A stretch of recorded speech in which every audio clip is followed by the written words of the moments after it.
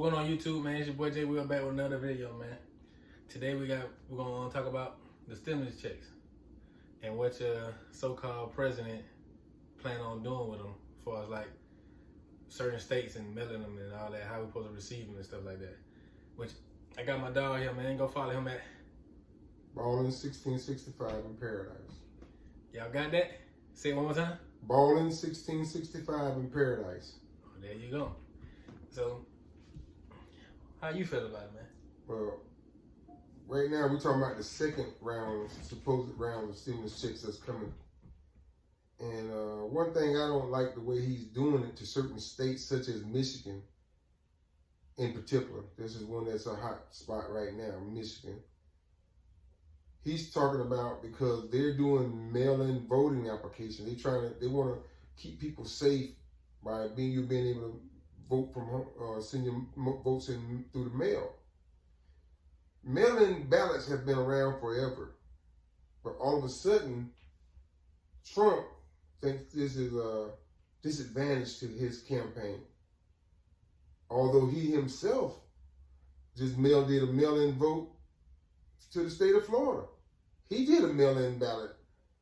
So the fact that he's holding your stimulus check hostage as it pertains to your voting, it seems like a pay-to-vote situation that he probably clearly ain't think this through, like he doesn't do a lot of things. He don't think it through.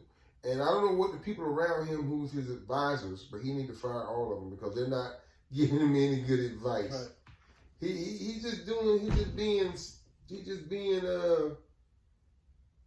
want to be a cowboy. He want to be a cowboy. All right, so let me ask you. So with the, I know a lot of people, well, mostly everybody, I don't know what's the percentage of the people that got the first checks or whatever of the $1,200. Do you think the $1,200 was enough? No, it wasn't enough because you got to realize the people who are used to having $1,200 a month, those are a lot of people who don't have to go out and pay child support, child care. They don't have a lot of the expenses that the middle class. Those are lower income guys like myself. $1,200 is fine. Right. But for upper middle class and above, $1,200 is not enough. Because it's not enough. More than most people, like they rent or they mortgage is $1,200, and then what? And then what? Exactly. And then what? Yeah, it's like you can go out and get a second job. It's not a second job situation. You're isolated in the house. Right. Businesses are closed. So it's not enough. So what's the reasonable amount of money you think? I mean, I know they were talking about doing the $2,000. My thing is, it's a number situation, right? Mm-hmm.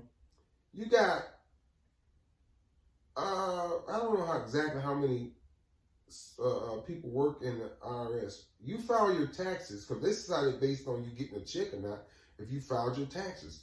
Well, they know what you filed. They know what your average income is. If you made this amount, split that by 12, you know what that guy made a month. And even if you just gave him a percentage of that.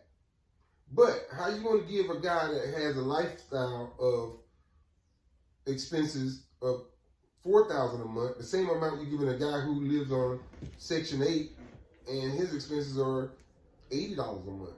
How are you going to give them the same amount of money? And probably the people that are on the lower end, they didn't pay as much taxes in. It's just like I'm saying, it's just the same as you do as the unemployment. Everybody get in a certain state to get the same amount. I don't agree with that. If I'm here making X amount of dollars, I mean I'm paying you taking that amount of money in taxes out of my check. Why I'm not getting reimbursed in my time of need according to what I put in? Right. You ain't giving me nothing. You giving me back what I've already given. Okay. That's a lot of things that I don't understand how these stimulus checks they've just been carte blanche divvied across. None of our politicians are getting stimulus checks because their checks ain't stopped. Right. Their regular pay ain't stopped. So basically, like, due to the virus or COVID-19 or the pandemic or whatever they calling it, you think they should just, as far as like making their mind up about how much they should give somebody, they should base it off what their monthly income already They should base it off and of the then taxes. give them that set. I would say the taxes that you paid. If I'm paying this amount of money every month in taxes, give me my money back. At least. Makes sense. $1,200. I pay that. I know I said at the beginning that I'm on the lower end. I'm not. But I pay more than $1,200 a month in taxes. So just give me back what I put in. Yeah. I mean, or just say, hey, I'm going to tell you for the next 6 months, you don't have to pay any taxes. You just take care of yourself. I can do that. Just let me keep my money. I don't have to. But that'd be a good instance for me. But what about those people who can't go and earn income? It wouldn't work for them. Yeah. See what I'm saying? Mm-hmm. They just took the whole United States and made them a cookie cutter. We ain't all the same. Our situations aren't all the same. Some of us got savings, like myself. I'm able to sit here for 5-6 months and not work and eat every day and take care of all my expenses because I have a means through my years of saving. Right. But the day-to-day person, which is the majority of people, they can't survive. I mean, anybody can survive 30 days because, everybody's stronger than they know they are. But when you start talking 6 months, that's a long time. You're going to create some panic. Survival mode's going to kick in. And when people survival mode in, that's when danger starts.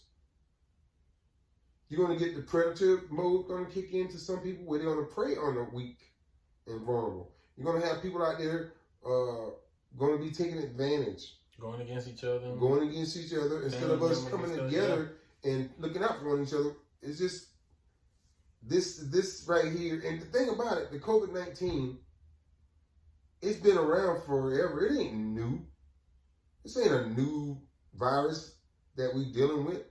I mean, more people are going to have died from the common cold than have died from the COVID-19.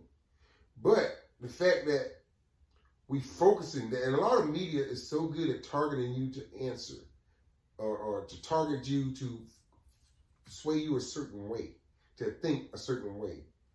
They keep showing them numbers, keep showing those numbers, keep showing those numbers, keep showing those numbers.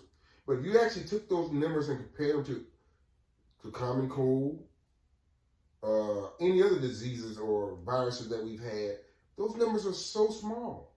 Yeah.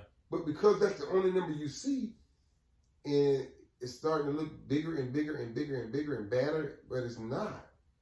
I mean, don't take it for granted. COVID-19 is deadly. It is something to take serious, but we can't panic because that will make it worse. We've had bird flu, we've had Ebola, which were way more worse than COVID-19. Anthrax, but we never shut down our country. Swine flu. And a lot of people, if you go back, guys, and you guys do your research, COVID-19, and the vaccine for COVID-19, there's a patent. I know some people talk about it, some people heard, some people haven't. They have a patent on the doggone virus, and they have a patent on the vaccine. And those patents were approved in January. And when did all this panic come in? February. So in my mind, they creating this pandemic, fear. That's the biggest way for the government or anybody to gain control of a mass of people. What they plan to do is, and quote me on this, is they're going to make it mandatory that you got to have a vaccine before you can return to school, before you can return to work. But if they told you, hey, you got to go get this vaccine, you're going to fight it.